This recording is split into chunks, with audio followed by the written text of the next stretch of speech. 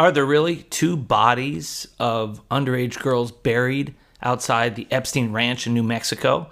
Investigators are now looking closely at it. Let's discuss. I'm Dave Ehrenberg, former state attorney for Palm Beach County, a.k.a. the Florida Lawman, here on Substack. Thanks for your support.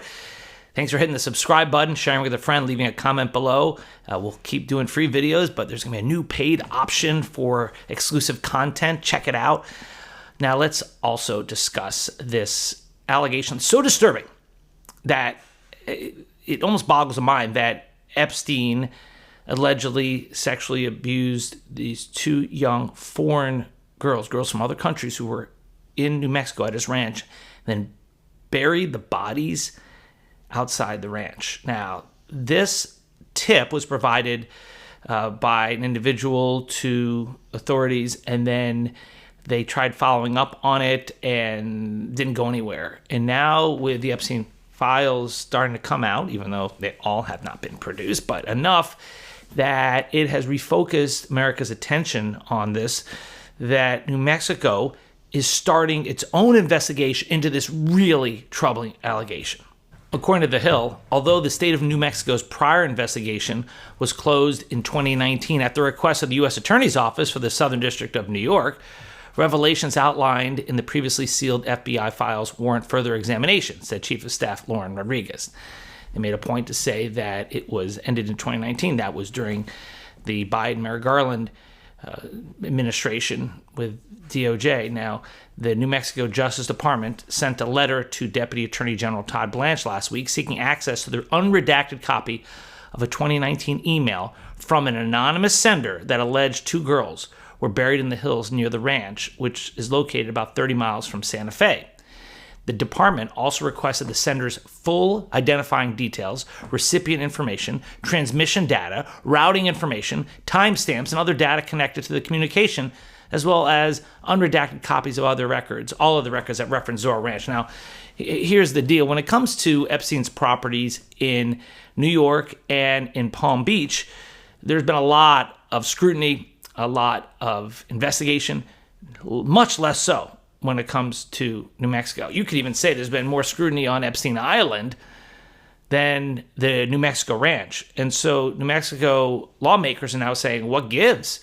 And of all the allegations, this one was the most disturbing. And so they're trying to find who exactly made this allegation. Who called it in? How do you know about it? Who are the two girls who allegedly were buried out there? What are their names? Where'd they come from?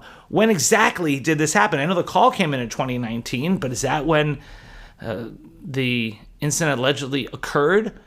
And again, they don't have any corroboration. That's why the feds closed it out in 2019. But as with everything involving Epstein, you wonder if they gave it the full investigation, where they gave it every bit of scrutiny that they could have, or was this something where they hit a brick wall quickly and then just moved on?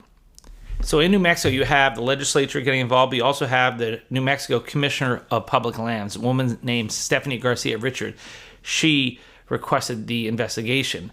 And so you have really all the executive branch and the legislative branch of New Mexico saying, let's do this. Let's use a fine-tooth comb here. And she, Miss Richard, the Commissioner of Public Lands, told Reuters that her office uncovered the email during a recent search of the Epstein files.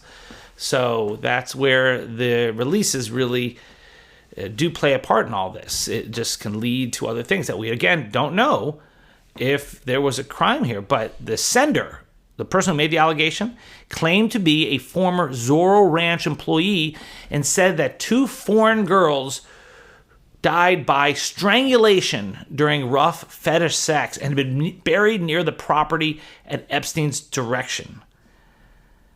So the reopening of the case, according to The Hill, comes as the New Mexico legislature unanimously approved a measure to form a bipartisan special committee of state representatives to probe Zorro Ranch and related allegations of criminal activity. So ironically, the person now who owns that Zorro Ranch is a former Texas state senator who's currently running for Texas comptroller. He purchased it in 2023, and he said that the proceeds of the sale went to Epstein's victims. He also said that he plans to turn the property into a Christian retreat. So we'll see what happens. We'll keep following this here on Substack. I'm Dave Ehrenberg, a.k.a. the Florida Lawman. If you like this video, hit the subscribe button. Share with a friend. Leave a comment below.